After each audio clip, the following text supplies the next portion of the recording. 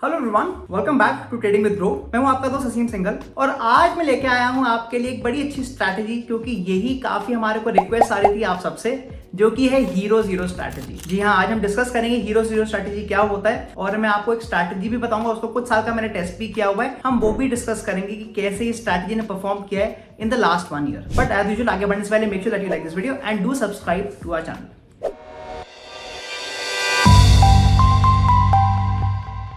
But before I start a very big disclaimer कि जो hero zero strategy है वो यूजुअली बहुत ज्यादा रिस्की स्ट्रैटेजी होती है, इसकी एक्यूरेसी बहुत कम होती है और हीरो जीरो का मतलब ही है कि जिस ऑप्शन को बाय कर रहे हैं वो जीरो हो सकता है। इनफैक्ट ज्यादा प्रोबेबिलिटी कि वो जीरो ही होगा। तो अगर आप इसको ट्रेड करें बहुत कॉशन से करें और अपने रिस्क टू रिवॉर्ड के बेसिस पर ही करें। तो चलिए सबसे पहले बात करते हैं कि हीरो जीरो स्ट्रैटेजी का मतलब क्या होता है। यूजुअली हीरो जीरो का मतलब है या तो जो हम ट्रेड ले रहे हैं वो जीरो हो जाएगा, मतलब जो हम ऑप्शन बाय करेंगे वो ₹0 की हो जाएगी, या फिर वो सीधा 3, 4 या 5 गुना हो जाएगी, मतलब हम हीरो बन जाएंगे। तो that is called the hero zero strategy. अब ये जो स्ट्रैटेजी है ये यूजुअली एक्सपायरी वाले दिन काम करती है, बिकॉज जब हम मार्केट के बहुत क्लोज आ जाते हैं, जब 3:30 बजे के आसपास आते हैं, तो बहुत तेज मूवमेंट आने के चांसेस रहते हैं जहां पर हम ऑप्शन बाइंग करके पैसा कमा सकते हैं। बट आप समझ सकते हैं कि अगर मार्केट में इतनी तेज मूव नहीं आई तो ये जो हमने ऑप्शन बाय करा है वो ऑब्वियसली जीरो हो जाएगा, मतलब काफी ज्यादा चांसेस रहते हैं कि हमारा जो प्रॉफिट है वो आने के बहुत कम चांस रहते हैं। अगर आप देखेंगे इसकी जो एक्यूरेसी है स्ट्रैटेजी की बहुत कम है, बट जिस दिन ये प्रॉफिट देगी हो सकता है पिछले 4, 5 या 10 एक्सपायरी का प्रॉफिट एक ही बार में दे जाए। तो आज हम यही डिस्कस करेंगे कि ये स्ट्रैटेजी क्या है, मैं इसको कितने बजे ट्रेड करता हूं। जैसे मैंने बोला, मैं आपको 2024 का एग्जांपल भी बताऊंगा और मैं आपको ये दो चीजों पे दिखाने वाला हूं, एक बैंक निफ्टी और एक फिन निफ्टी, बिकॉज वहां पे अच्छी मूवमेंट आती है। तो आइए देखते हैं एग्जांपल ऑन दी लैपटॉप। तो आइए मैं आपको अब इसके रूल्स बता देता हूं। जैसे मैंने बताया कि मैं इसको केवल बैंक निफ्टी या फिन निफ्टी पे करूंगा, बिकॉज उसमें अच्छी मूवमेंट आने के चांसेस रहते हैं। तो हम डेज पहले डिफाइन कर लेते हैं। अगर हम फिन निफ्टी पे ट्रेड करेंगे that will be a Tuesday, and अगर हम बैंक निफ्टी में ट्रेड करेंगे तो that will be a Wednesday.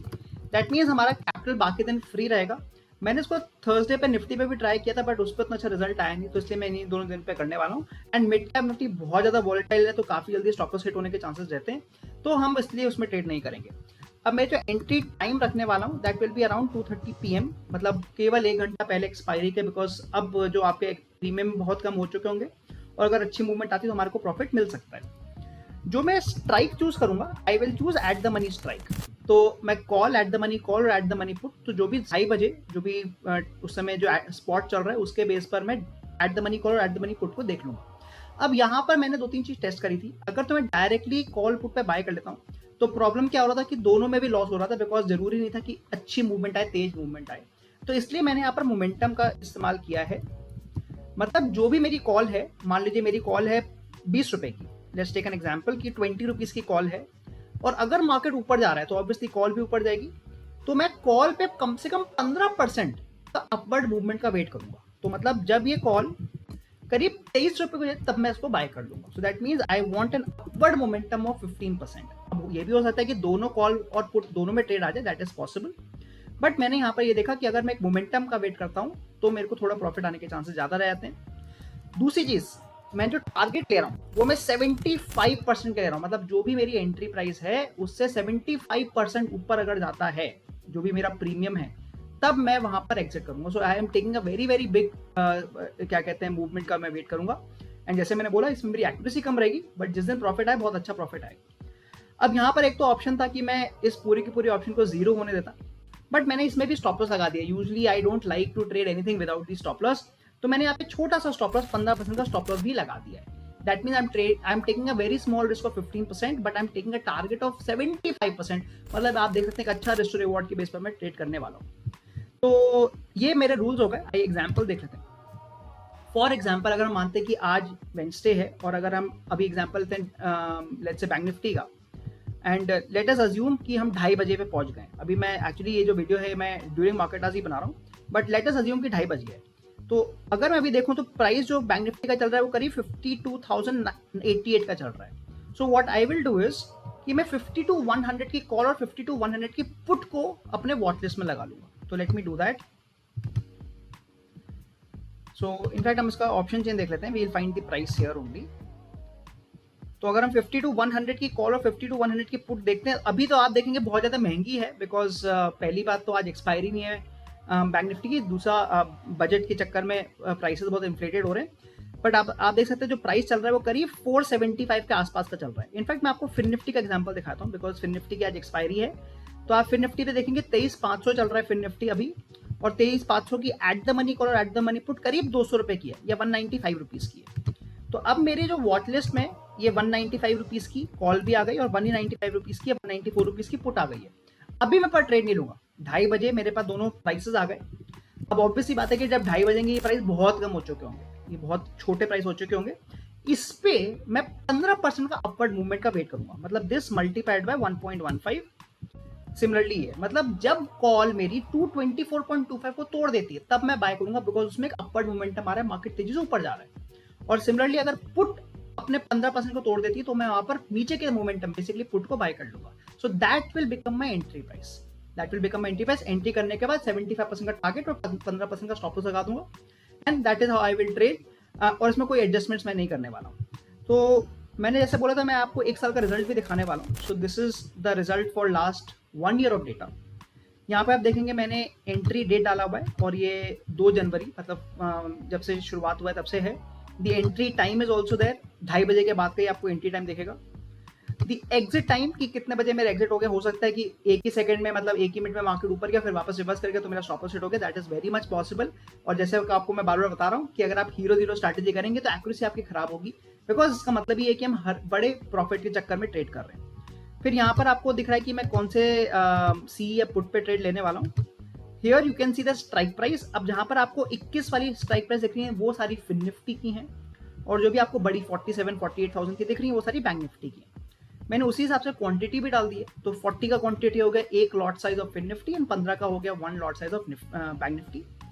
ये आपके एंट्री प्राइस है, ये आपके एंट्री प्राइस। जैसे मैंने बोला कि एंट्री प्राइस एक्चुअली बहुत छोटे होंगे, बिकॉज 2:30 बजे तक आते आते जो प्राइस है बहुत कम हो जाता है। तो अगर हम एवरेज भी देखें हमारा एंट्री प्राइस का, the average of the entry price is approximately only 43।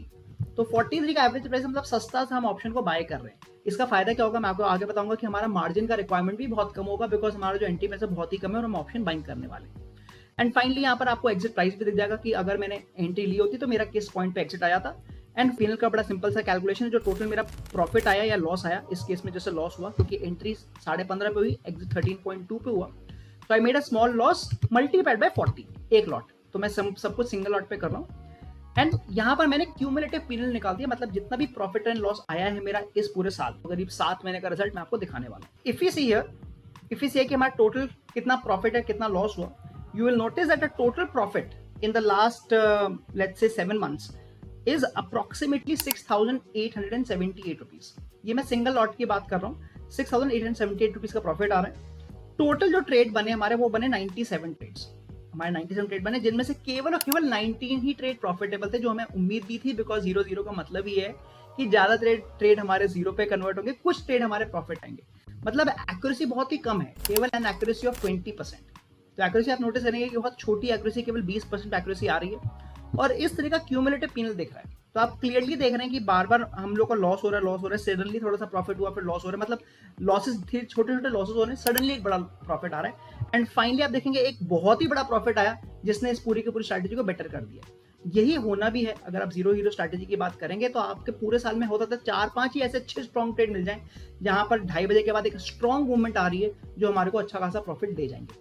तो मैंने यहाँ पे इसलिए आपको चार्ट भी दिखा दे, सो दैट यू नो कि किस तरह का आपका रिजल्ट आने वाला है अगर आप इस तरह की स्ट्रैटेजी को रन करते हैं। तो ये थी पूरी हमारी स्ट्रैटेजी, हीरो जीरो स्ट्रैटेजी। मैं आपको एक बार और रूल्स फिर से बताया था। I am taking the trades on only Fin Nifty and Bank Nifty.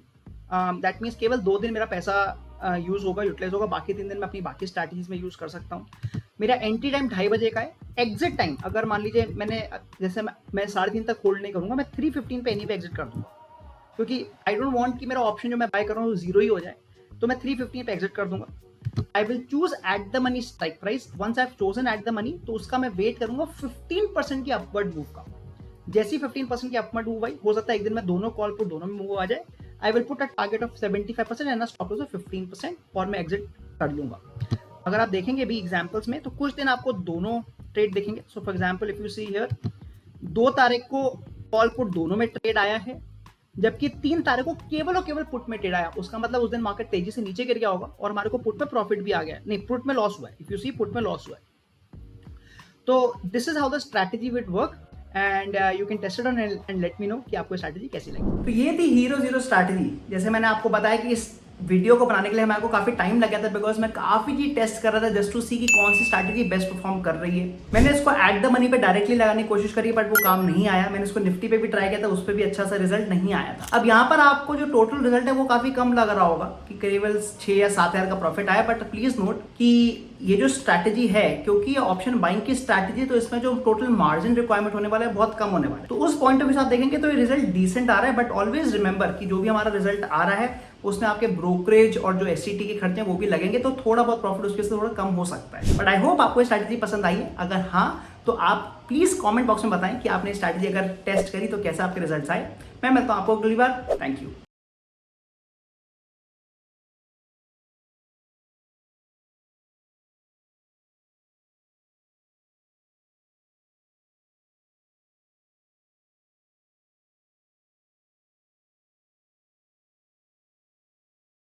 Investment in securities market are subject to market risks. Read all the related documents carefully before investing. Please read the risk disclosure documents carefully before investing in equity shares, derivatives, mutual fund, and or other instruments traded on the stock exchanges.